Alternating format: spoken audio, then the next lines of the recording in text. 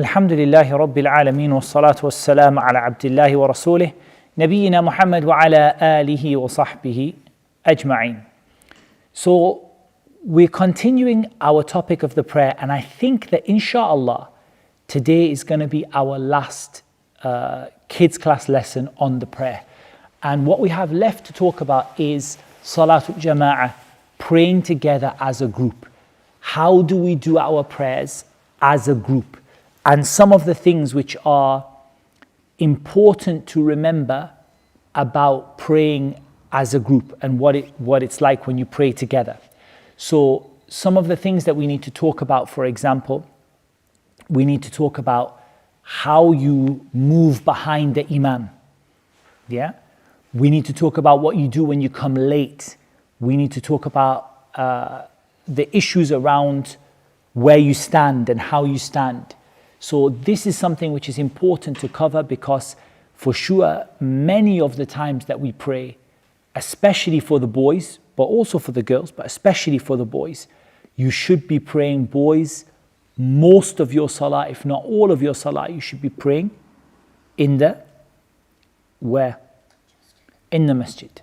In the masjid. Because for the men, you should be praying the majority of your salah, you need to be praying it in the masjid. So for that reason, we need to know how to pray together, okay, as a group. So let's start at the beginning. First of all, when you have a group of people praying, first of all, have we spoken about the Adhan and the Iqamah before that?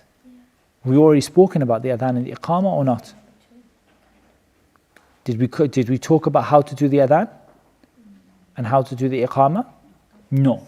So the Adhan doesn't necessarily have to be for praying as a group, but that's normally what it's for, right? You can do the Adhan if you're praying by yourself. But generally what the Adhan is for is to call the people to come together and pray as a group, usually in the masjid, but sometimes it could be in a temporary prayer place, right? Like in a school or something like that. So when you pray, let's talk about the Adhan. You want to show how to give the Adhan? Go on. You can do the Adhan. You do the Adhan. Do you want to go and do the Adhan? Do the Adhan, please. No, just the normal Adhan, not the Fajr Adhan. Do the normal Adhan.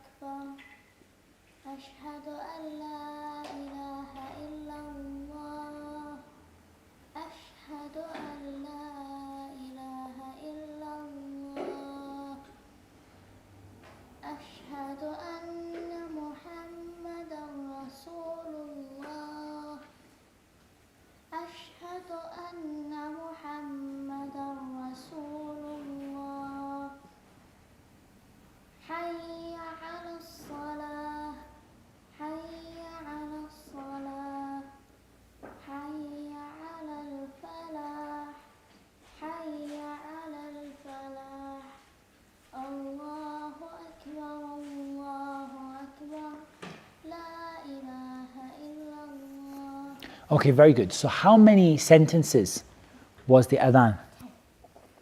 You think 10? I think more than 10. 12. Allahu Akbar, Allahu Akbar. Allahu Akbar, Allahu Akbar. Ashhadu an la ilaha illallah, Ashhadu an la ilaha illallah. Ashhadu anna Muhammad Rasulullah, Ashhadu anna Muhammad Rasulullah. حي على الصلاة حي على الصلاة حي على الفلاح حي على الفلاح الله أكبر الله أكبر لا إله إلا الله. No, you counting? 15. I'll do it again. Allahu Akbar, Allahu Akbar. Allahu Akbar, Allahu Akbar. Ashhadu an la ilaha illallah, Ashhadu an la ilaha illallah, Ashhadu anna Muhammad Rasulullah, Ashhadu anna Muhammad Rasulullah.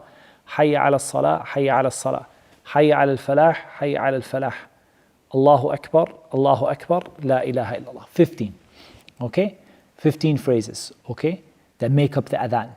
That is the adhan for the 4 prayers. Which 4 prayers? Dhuhr, Asr, Maghrib, Isha. In Fajr, there are 2 extra phrases that you say. What are the 2 phrases and when do you say them? Okay, go on then, read them like you were doing the adhan. No, just those 2. No. Okay. So after Hayya ala al-Falah, you say, go and read it. Read it. No, read it like you read the adhan.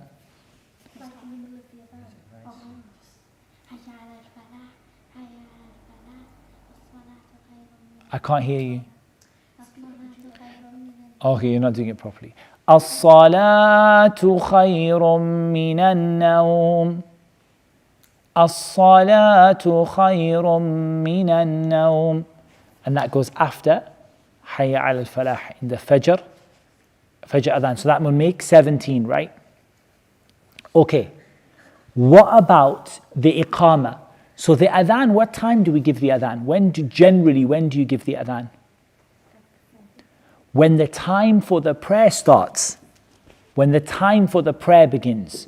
When do you give the Iqamah? Just before the jama'ah starts. The purpose of the adhan then?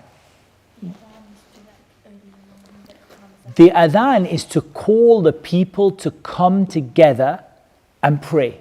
Like to call the people in their houses, to call the people who are outside, come and pray in the jama'ah, come and pray in a group. Okay? And what's the purpose of the Iqamah?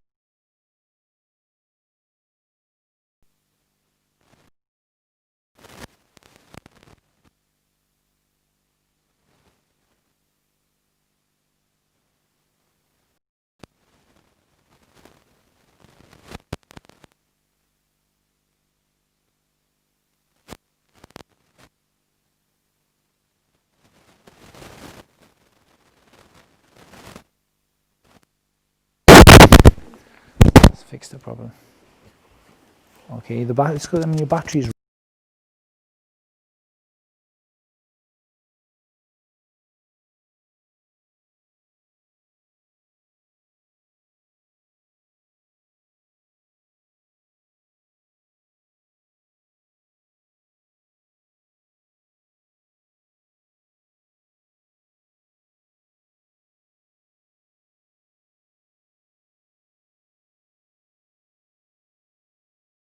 Please bear with us. Okay, there you go. Testing 1, 2, 3. It's fine. Just got muted. No, Daddy. No, Dad, it's because of this screen. It's always شوف muted. mute that Do now. command 1. Now it's working, but it wasn't muted on command 1. It's okay. Okay. 1, 2, 3. That's working now? Inshallah. Okay.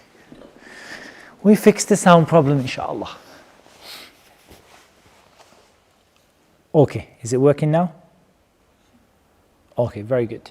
So we said that the Iqamah then came to how many? 11, right? It came to 11, yeah? Okay. So that's the Adhan and the Iqamah. When you give the Iqamah, the people stand in the row. The first question is, how do you make the rows to pray in a group? Let's start with a simple number. What do you do when there's only 2 people that are praying? Where do you stand? You stand next to each other. Now some people stand a little bit behind. That's not correct, right? You should stand level so your heels are level with each other. So this is where it's really important. Your heel should be level with the heel of the other person. So your heels should be level, not your toes, because somebody might have really big feet and somebody might have really small feet. Yeah? But your heels should be level with each other. Okay? And your shoulders should be level with each other. Normally, in normal times where we don't have COVID spacing and things, you should be feet to feet and shoulder to shoulder. These days with the COVID restrictions, you have to leave a gap, but usually you should be feet to feet and shoulder to shoulder. So this is 2 people praying together. Yeah. 2 people praying together should be level with each other. Who stands on the left? Who stands on the right? The person leading stands on the left. Yeah, on the left. The person who's leading stands on the left. And the person who's following stands on the right. Okay, but what about if it's a boy and a girl? You forgot, huh? If it's a boy and a girl, the boy has to lead and the girl prays in their row behind. Yeah? Even if it's your mom, even if it's your sister, whoever it is, when the boys and girls are praying, always the girls are behind and the boys are in front, even if it's just 2 people. The boy prays in the front and the even wife and husband. What do you mean a little bit behind? Yeah, sometimes because there's no space in the room, they can't. Sometimes what happens is, because there's no space in the room, the lady might pray like she's behind, she's in the row behind, but she's not like necessarily on the back wall. Do you see what I mean? But she has to be behind. She can't be next to, even if it's husband and wife, even brother and sister. The boy has to be in the front and the girl in the back. So if it's 2 boys, they pray together, the imam who's leading on the left and the one who's following on the right. And if it's 2 girls, the same. And if it's a boy and a girl, the boy prays in the front and the girl prays behind. Yes. I haven't got to 3 people yet. Usbur. I didn't get to 3 people yet. Okay. Now we come to 3 people. 3 people, we're just talking about all boys for now. 3 people, they're all boys praying together. Okay, so that now the 3 and above is all the same. The imam stands in the front and everyone else makes rows behind. How many people in a row? As many as you can fit in the space. Then when the space is full, they start the row behind, and when the space is full, they start the row behind. They start from where? From behind the imam, right? Like the new row starts behind the imam, not from the far right side or the far left side. The new row starts behind the imam. The new row starts behind the imam, and so on. What about though if it's all girls praying? Where does the imam stand? imam, but the girl imam, the girl who is leading the other girls. It's all girls praying. There's nobody praying but girls, all girls. Where does she stand?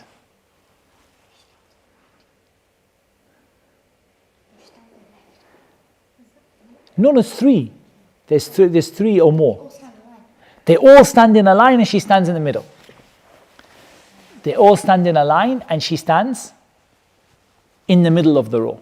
She doesn't stand in front of them. She stands in the middle of the row. What about when she leads the boys? She doesn't lead the boys. Okay, I was testing you to see if you remembered. Okay, so let's recap. Two boys together, they stand level. Yeah, level with each other. Two girls together, they also stand level with each other. Okay, three or more boys, one in the front and the rest make the rows behind. Three or more girls, the imam, the one who's going to lead the salah, she stands in the middle. Not in front. She stands in the middle of the first row. Okay, what about if there's a mix of boys and girls? Let's say two boys and one girl, or two boys and two girls. No, so if it's two boys, the two boys stand together and the girls make a row behind. If it's three boys, the imam stands in front, then the girls make the row behind, and so on. Where's the best row for the girls? The back row, as far back as you can go. Where's the best row for the boys? The very front row. Because the Prophet ﷺ said, خَيْرُ صُفُوفِ الرِّجَالِ أَوَّلُهَا وَشَرُّهَا آخِرُهَا. The best row for the boys is the front row, and the worst row for the boys is the back row. And he said, وَخَيْرُ صُفُوفِ النِّسَاءِ آخِرُهَا وَشَرُّهَا أَوَّلُهَا. The best row for the girls is the back row, and the worst row is the front row. So the boys start their row from the front and go back, and the girls start their row from the very back and they go forward. Unless there's a special room for girls, in which case they can start from the front. That makes sense? Okay. Because in the time of the Prophet ﷺ, there wasn't a special room for girls, right, to pray. They didn't have a special room for girls to pray. What would happen is that the men would line up, then the women would come at the very back of the room, they would pray, and they would leave before the men got up to leave. Do you see what I mean? Before the men had finished their adhkar after the prayer, they would get up and they would leave. Yes?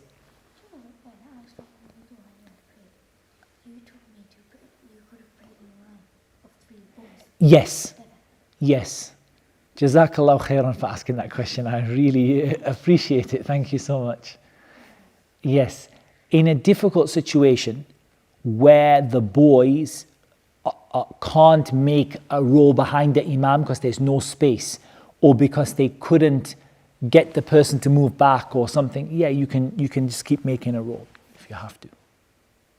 Okay? All right. That led me to a good question though, you reminded me. So here, there's two boys praying. Okay? They're standing feet to feet, shoulder to shoulder, because there's no COVID. Okay? Or they're from the same household. A third person wants to join them. How does the third person join them? Okay, just tap gently on the shoulder of the one who's following, and that one should move back, and you should make a row with them.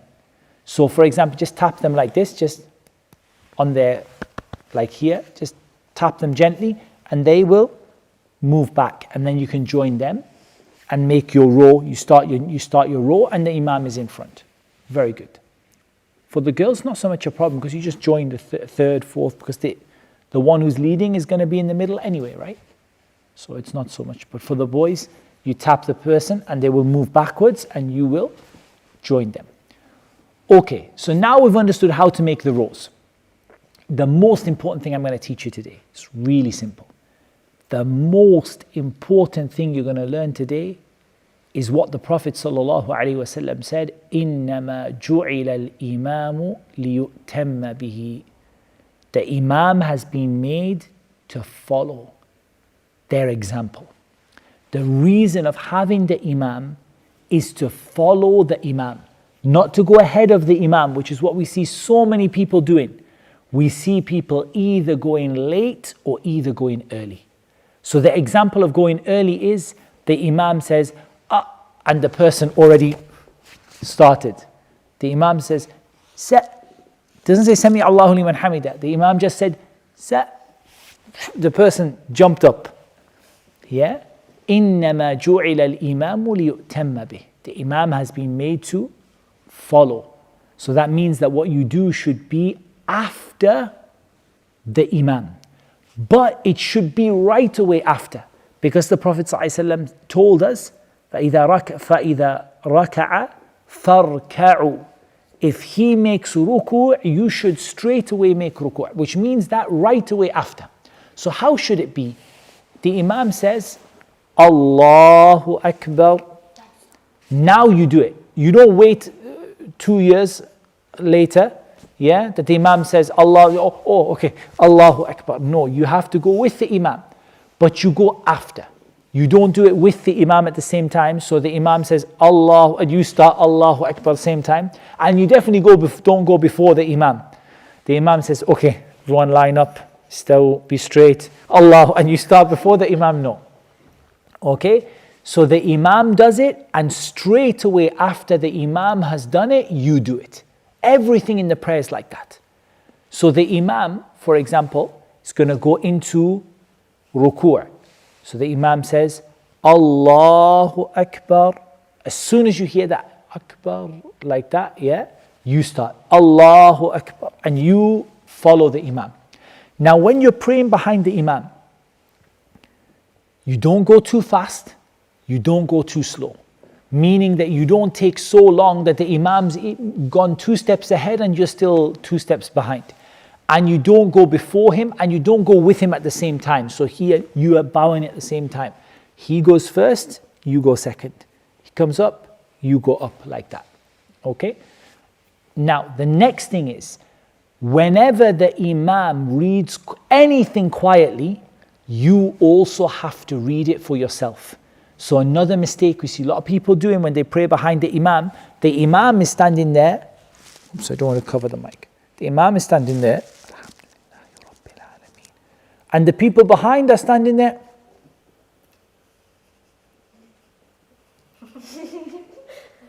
Quiet, he's not saying anything.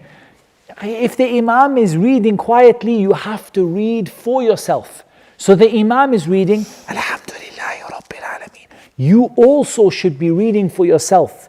But in this, you don't have to match the imam. Like imam could have finished and you haven't finished, or you finished and he hasn't finished. It's okay, because when you're reading quietly, you can't follow him, right? You do, but you have to read for yourself. You can't be quiet. And you can't be just, looking around and like this. You have to actually read for yourself. Okay? But what about when the imam is reading loudly? What parts do you read?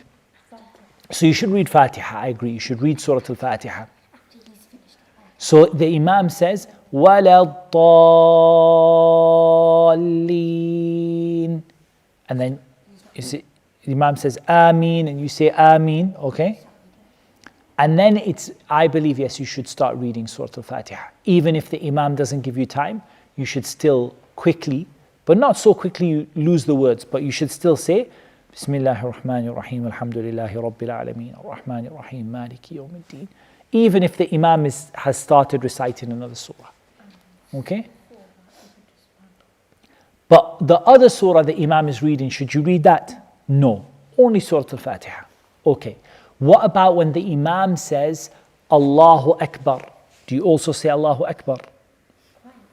Yeah, you also say it, but quietly. So the imam says Allahu Akbar, you don't need to say Allahu Akbar. Yeah. The imam says Allahu Akbar, you can just say Allahu Akbar. Unless you're trying to help someone to hear who is behind you. That does happen. Sometimes the microphone stops working and the people behind can't hear. So you can raise your voice in that case. You can say Allahu Akbar so the people behind can hear. What about when the imam says Sami'a Allahu liman hamidah? You don't copy him. What do you just go straight away and say Rabbana وَلَكَ الْحَمْدِ. Yeah? You don't need to say it aloud. So you copy the imam in everything, but you don't copy the imam in Sami Allahu liman hamida. You copy him, you just, when he says Sami Allahu liman hamida, you say Rabbana walakal hamd. After he said it. Okay. We spoke about how to line up. We spoke about how things should be done after the imam. Everything the imam, even the salam must be after the imam. And that means both sides. So the imam says, Assalamu alaikum wa rahmatullah. Assalamu alaikum wa rahmatullah. Then you say, Assalamu alaikum wa rahmatullah. Assalamu alaikum wa rahmatullah. Okay? After the imam. Okay. Now comes the issue of what happens if the imam is sitting down to pray. What do you do? Let's say imam has a bad foot or a bad back and he has to sit down to pray. You still stand. Which madhab is that in? I sit down. You sit down. Yeah, if the imam sits down, you sit down. But if you sit down, the imam doesn't copy you, yeah? No, but if the imam prays sitting down, you have to also pray sitting down. Okay, if the imam is a traveler and shortens their prayer, they make their prayer short because they're traveling. Like not the full number of rak'at. Like instead of 4, they make it 2. Instead of 4, it becomes 2. So what should you do? Yeah, you have to keep going. You have to keep going. Because for you, you don't have the same excuse that imam has.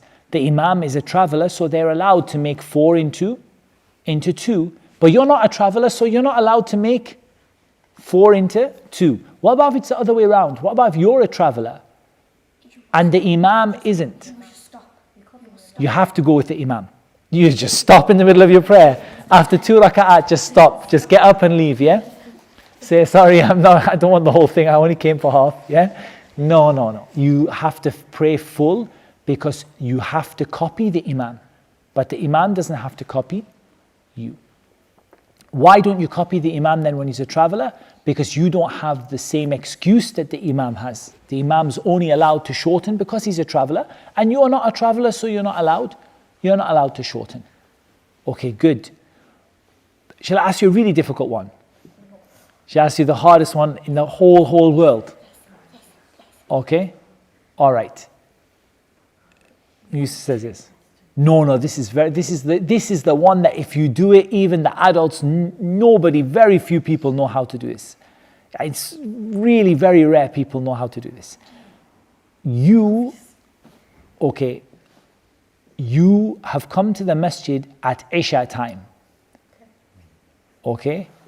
But you're a traveler praying Maghrib. How do you pray 3 rak'ah of Maghrib behind an imam who is praying 4 rak'ah of Isha? By the way, if I've confused anyone, you can just put your fingers in your ears and ignore me, because I just want to see if they can answer.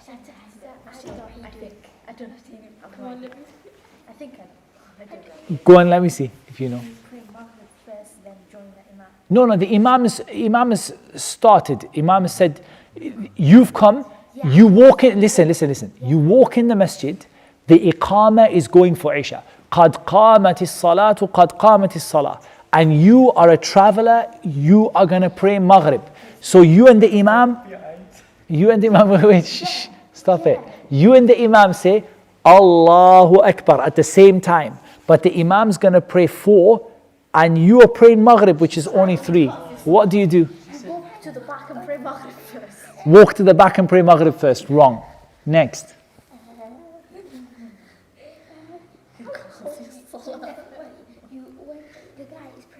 When the guy, can we call him the imam? When the imam, you say salam after 3, and then you pray on your own. خلاص مفتي الدار.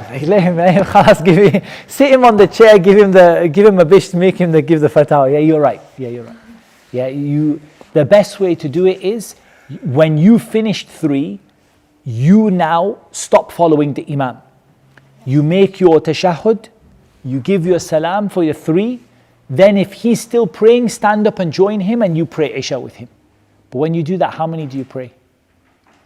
All of them. No, you pray all of them. You still have to pray 4 because he's praying 4, you still have to pray 4. Does that make sense or not? You're looking like it didn't make sense. No, I think why you're asking the question, obviously it's 4. Okay, sorry for that.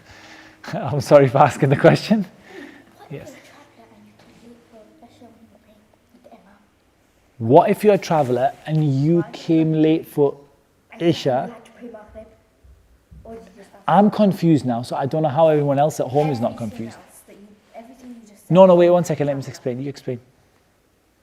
You are a traveler and you came late for Isha, and you're praying Isha. No, from Maghrib. You're praying Maghrib, and the Imam is praying Isha, and you came late. So you just pray 3. You just pray 3. When you pray 3, you finish. Because Maghrib is 3, right? So when you pray 3, you finish. Okay, that was just my little trick question to see if you knew what to do. Very good. Jazakallah khair. So, now we got on to the topic of what you do when you come late. So this is a bit difficult, and I do want you to know this because this is very common. What do you do when you come late for the prayer? So the first thing is, what don't you do? You don't run to catch the prayer up. Okay? You have to go with as-sakina wal-waqar. The Prophet ﷺ said, you go calmly and slowly. You don't run. We see so many kids come in the masjid, and I'm leading the salah, and not only kids, also adults, and I hear bang, bang, bang, bang, bang, bang, bang, their foot, they're running across the masjid to join, and you hear them like out of breath and Allahu Akbar, and that's not how to do it. The Prophet ﷺ said, فَمَا أَدْرَكْتُمْ فَصَلُّوا وَمَا فَاتَكُمْ فَأَتِمُّوا. Whatever you catch with the Imam, you pray. So the first thing is you don't run. The second thing is join the Imam wherever the Imam is. Don't wait for the Imam to stand up again. We see some people waiting, wallah, I don't know where they learned to wait like this for. They stand for such a long time, they stand waiting. Imam's gone sajda, Imam came from sajda, still standing. Imam's... Yeah, some of them are still standing. So instead what you have to do is, you have to join the Imam wherever the Imam is. You join straight away, because the Prophet ﷺ said, فَمَا أَدْرَكْتُمْ فَصَلُّوا. Whatever you catch, you pray. Yes, you need to do. Now this is where it gets a bit difficult. Okay? How many times do you say Allahu Akbar? So here the Imam is in sujood. Okay? The Imam is, forehead is on the ground, he's in sajda, and you just walked in the masjid. How many times do you say Allahu Akbar? Yusuf says 2 times. Wrong.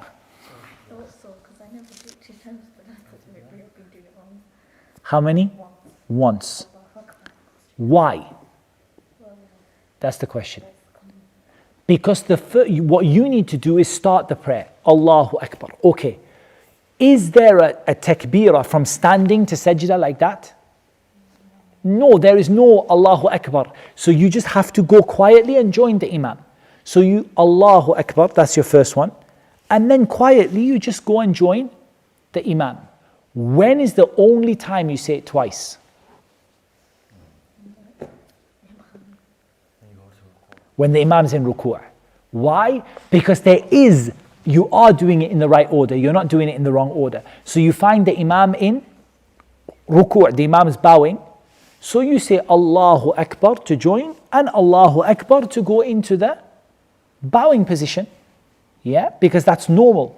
But you don't say Allahu Akbar to go from standing into tashahhud or from standing into sajda. So you only say it once, unless it's in the ruku', you say it twice. Okay. Now the question. You came late. You joined the Imam wherever the Imam is. How do you know if you caught the rak'ah or not? Meaning, how do you know if that rak'ah is you prayed it or not?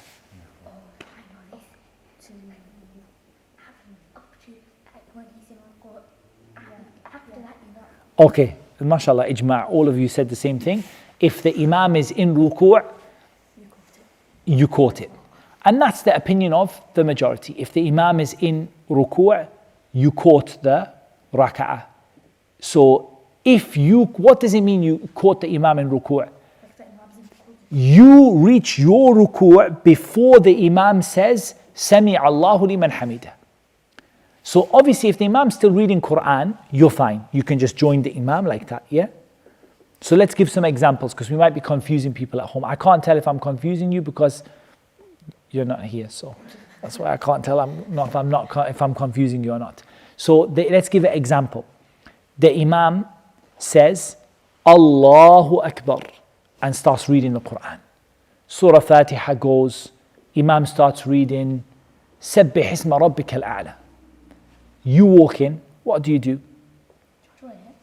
Allahu Akbar. Read your Surah Al-Fatiha if you can, so you still have time to finish reading it. Okay, and then that's it, you're fine. You caught the rak'ah, right? Okay, you walk in and the imam just went into ruku'. Yeah? So imam finished his surah, Allahu Akbar, and he started Subhana Rabbi al-Azim. Now you walked in. What do? Run as fast as you can? No. Slowly walk. Allahu Akbar a second time to go into ruku'. Now, if you reach ruku' before the imam said, Sami Allahu liman hamida, you caught it.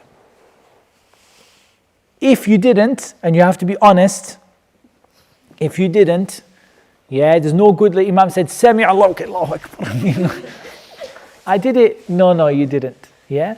So you reach ruku', Subhana Rabbi, Sami Allahu liman hamida. Do you have to say Subhana Rabbi al-Azim 3 times? No, if you just reach the ruku' and you manage to say it, and the imam says Sami Allahu liman hamida, then you're fine. You caught the rak'ah now. So, you're going to finish the prayer how? You're going to finish the prayer by copying the imam. You're just going to copy the imam. Whatever the imam is doing, the imam sits, you sit. Imam does tashahhud, you do tashahhud. Imam, whatever the imam does, just don't copy something the imam does wrong. But,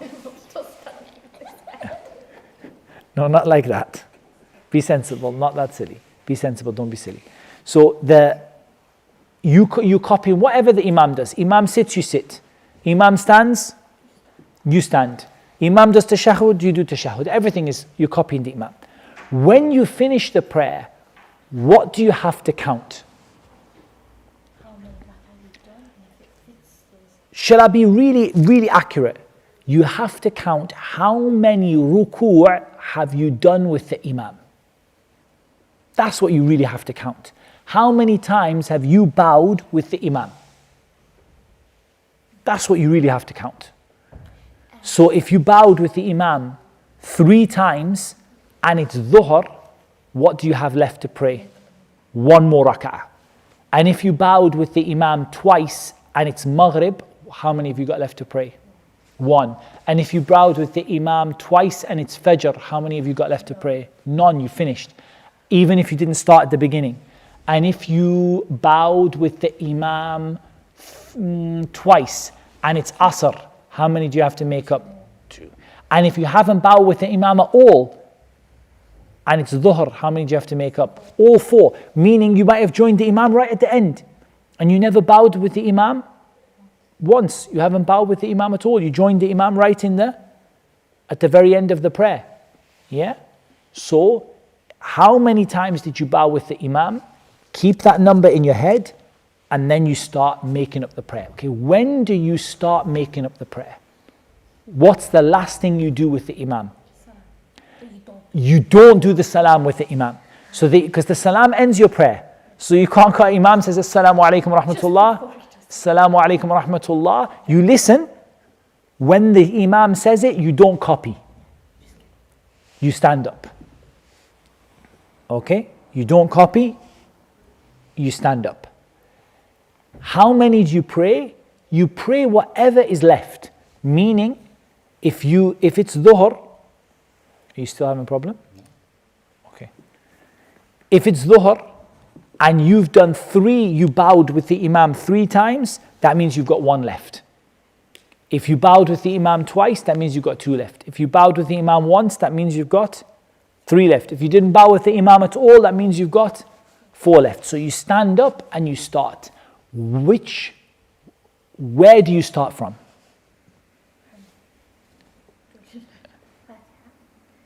No, I'm not talking about Fatiha. I mean,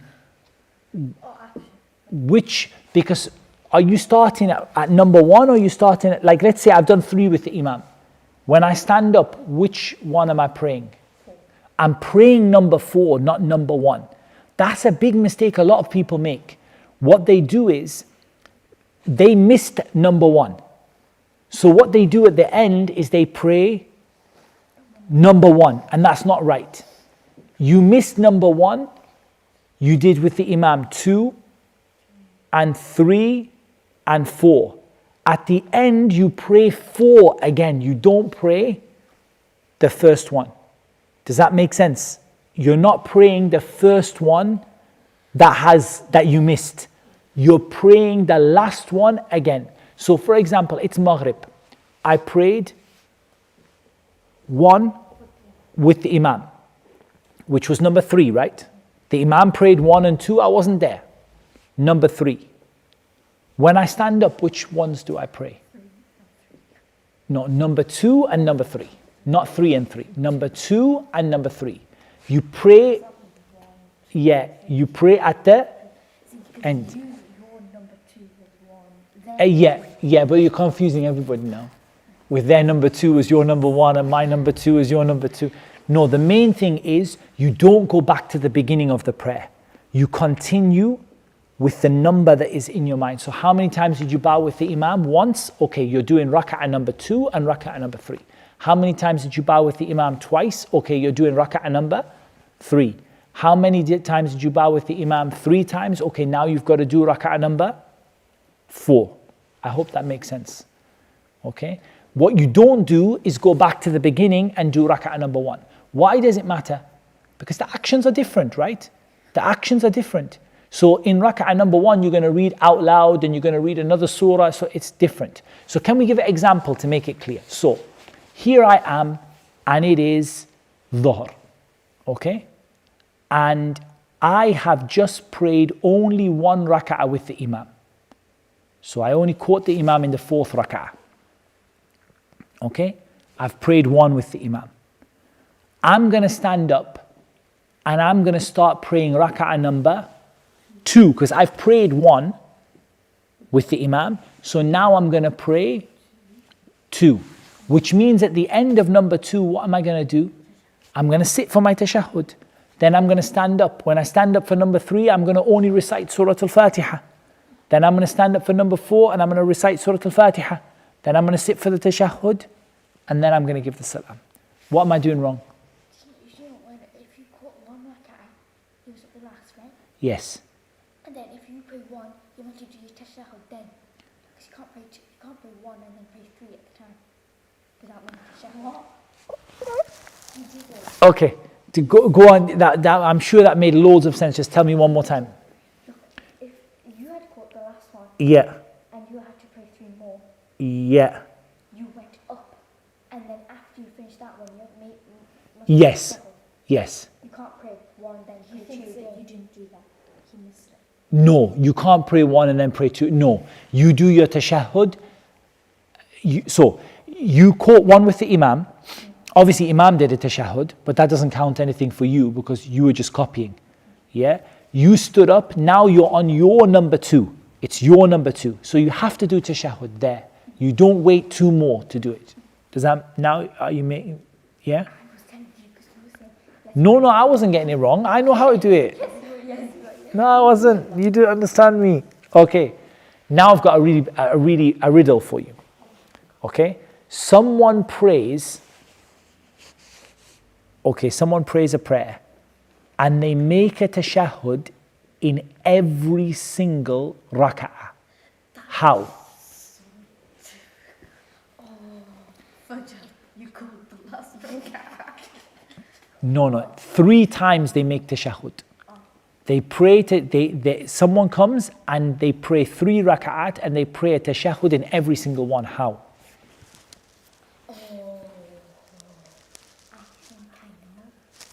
Go on.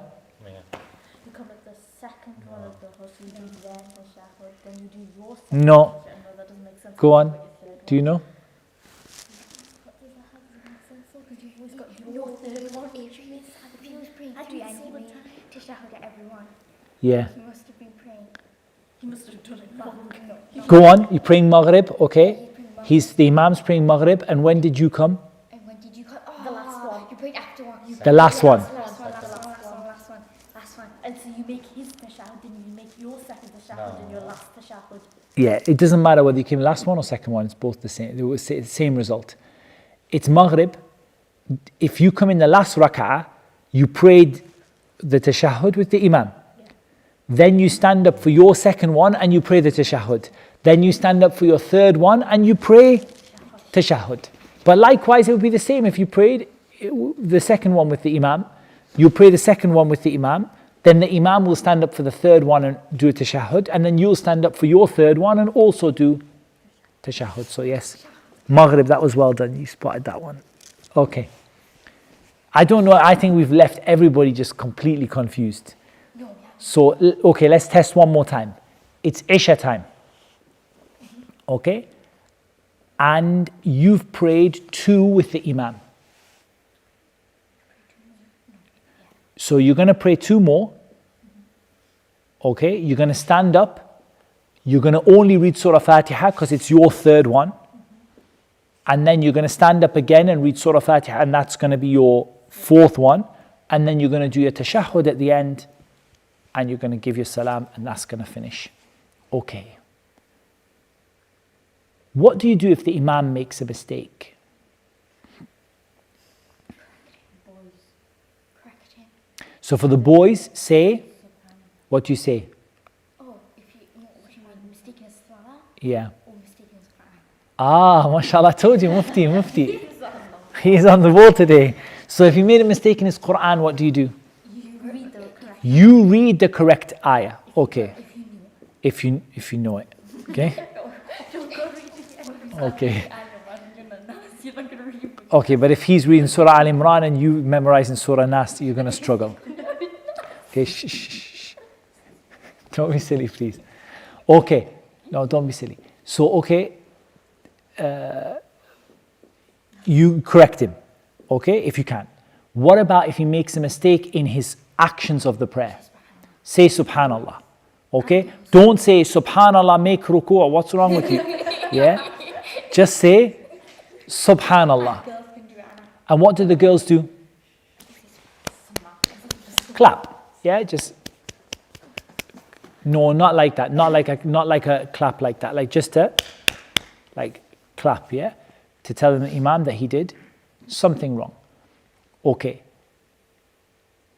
Sometimes when the Imam does something wrong, what will he do at the end of the prayer? Yeah, we're not going to talk about this in the class because it's too complicated, but you will sometimes do some 2 extra sajda afterwards. Yeah, and you should follow the Imam in that. If the Imam does it, you should follow them. The only time you don't follow them is if you still have something to make up. Because that doesn't make sense that you're doing... Yeah, you're not doing another random sajda. In that case, you stand up and you do it at the end of your own prayer. Okay? Does that make sense? Okay. What else did we miss out about praying with the Imam?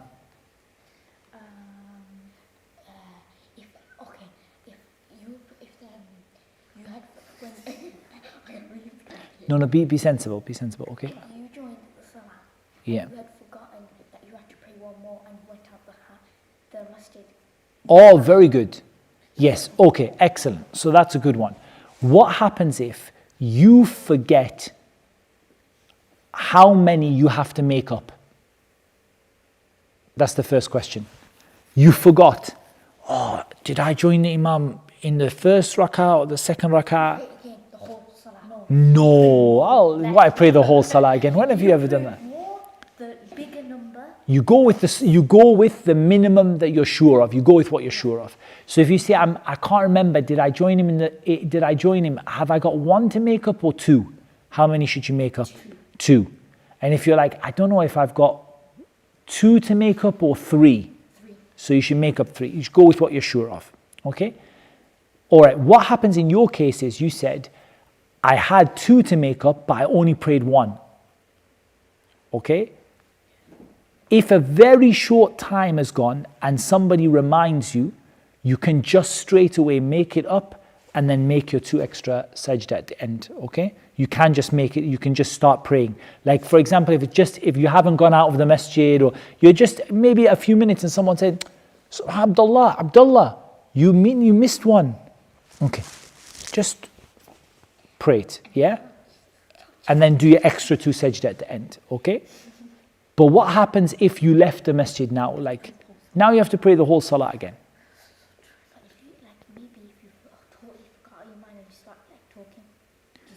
No, even if you started talking, you can still stand up and pray. You can still stand up and pray. But it should be a short time, and it should not be you've like gone away out of the masjid. Just like a very short time, you were still sitting down and facing the qibla, and generally, I mean, like it was, you didn't, go to the bathroom or something. Like you're just basically in the same place you prayed, and someone says, "Oh, you forgot one." Yeah, you can just make it up straight away, or you remembered. What else did we not cover? You're thinking of good ones today. But I don't know if you're confusing people, but you're thinking of good ones.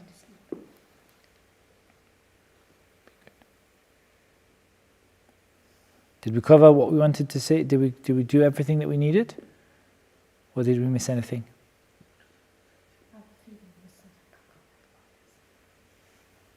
So should you do 2 sajda then for it? Okay, there is one thing that I wanted to ask you about as we bring to the end the topic of the prayer. Okay, as I bring it to the conclusion, I wanted to ask you about which things in the prayer are the pillars of the prayer, which things in the prayer do you have to do, and which things in the prayer are voluntary. So, wait a second. First of all, what's a pillar? A pillar is something that if you take it away, what happens? The building collapses. So if you take away a pillar of your prayer, what happens to your prayer? And your prayer's gone. You lost your prayer. You didn't pray. Okay. So what are the pillars of the prayer? I'm not talking about before you pray. I'm talking about during your prayer. So takbirat al-ihram, yeah, the first takbir, the first Allahu Akbar, the first one. Because without that, you don't have a prayer, right?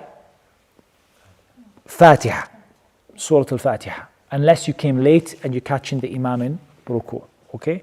Surah Al-Fatiha, very good. Okay, after Surah Al-Fatiha, ruku' itself, not the Allahu Akbar. You have to do that, but it's not, your prayer is not ruined if you forgot it, okay? You have to do ruku'. Like, it doesn't matter if you don't say anything, of course, we're talking about what will ruin your prayer. If you don't do ruku', your prayer is ruined. If you don't do sujood, and if you don't rise up from sujood and do another sujood, your prayer is ruined. Something else, if you don't stay still in each position, meaning if you don't stay what we call tranquil or calm in each position, then this also ruins your prayer. Okay, what about the things that you have to do in your prayer? Like, they don't ruin it if you miss them out, but you have to do them. So the takbirah to go into ruku', to go into ruku', saying Allahu Akbar, and saying Subhana Rabbi al-Azim at least once, and saying Sami Allahu liman hamida, and saying Rabbana walakal hamd, and saying Allahu Akbar, and saying Subhana Rabbi al-A'la, and saying Allahu Akbar, and saying Rabbi Ghfirli at least once, and saying Allahu Akbar, and saying Subhana Rabbi al-A'la at least once, and then what? Okay, the middle tashahhud. The last tashahhud is a pillar. The last tashahhud, because you can't end your prayer without it, yeah? But the middle one, no. If you miss the middle one by accident, your prayer is not ruined. Yeah, your prayer is not it's not ruined.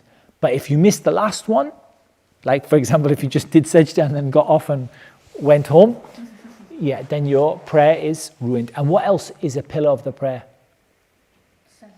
Yeah, you have to end the prayer with at least Assalamu alaikum wa rahmatullah. Okay? What else did we not mention? Probably some other things. Okay, what's voluntary in the prayer? What's like recommended to do in the prayer?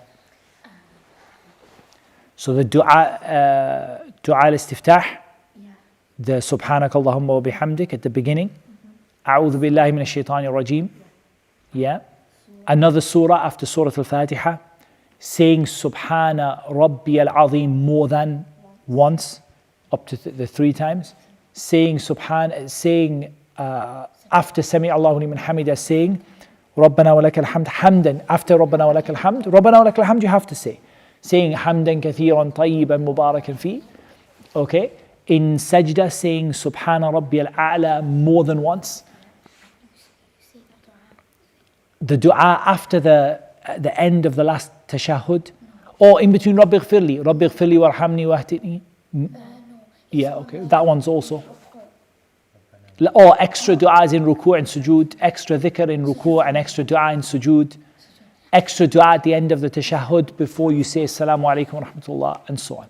Okay, why is it important to divide the actions of the prayer into 3 categories, which is pillars, things you have to do, and things that are recommended?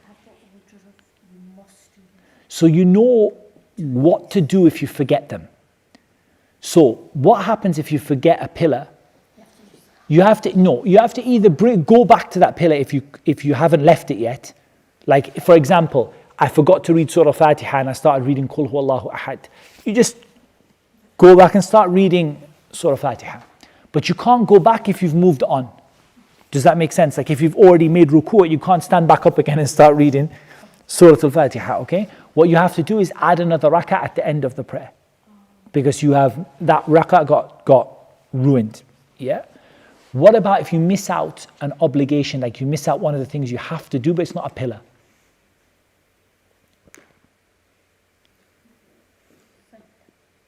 Yeah, then you can do the sajda at the end, 2 sajdas at the end. Do you do it before the salam or after the salam? At this level, we'll say either. Both of them are correct.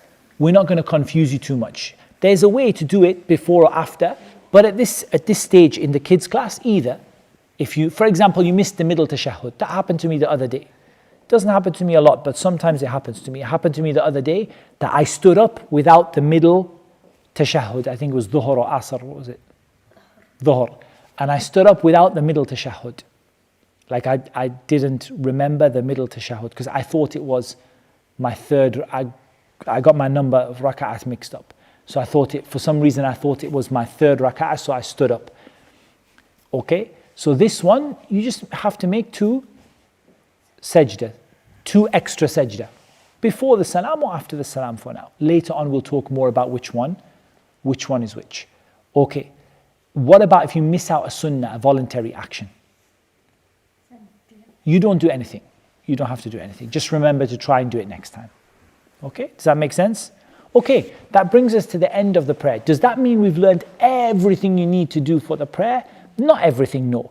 We just gave a very simple overview for you guys who are, at your age. Most of the kids in our class are, let's say, from 8 until 12, I would say, is most of the kids in the class. There's a few who are older, there's a few who are 13, 14, a little bit older, but most are between 8 and 12. So we gave a pretty simple explanation. Later on, there's a lot more you can learn, and there's, if you're going to learn with the adults class, we would go through a very detailed book like the Prophet's prayer described, so we could talk about all the individual parts of the prayer and the recommended acts and the obligations and the pillars. But we just tried to give you a nice overview of praying, inshallah. What are we going to do next time? What have we not done yet? So we've done seerah. We've done fiqh now, a little bit of fiqh, because we haven't done tafseer. So is tafseer the next class? Okay. So So our next class is going to be the tafseer of Surah Al-Fatiha, and then we're going to do the tafseer of the last 3 surahs or 4 surahs of the Quran, like the last page and a bit of the Quran, because we want you guys to know what you're reading in the prayer. That's really important to understand. And I would recommend, even when you're learning your tashahhud, even when you're learning your du'as and things in your prayer, try to learn what it means in English so that you understand what you're saying and you're not just saying Subhanak Allahumma, like you actually know what you're saying. Yeah. So we're going to do the tafseer of Surah Al-Fatiha next lesson, inshallah. Okay, do you have any questions before we finish? Okay. Everything okay with the recording? Okay, we'll finish there. Subhanak Allahumma wa bihamdika ashhadu an la ilaha illa anta astaghfiruka wa atubu ilayk.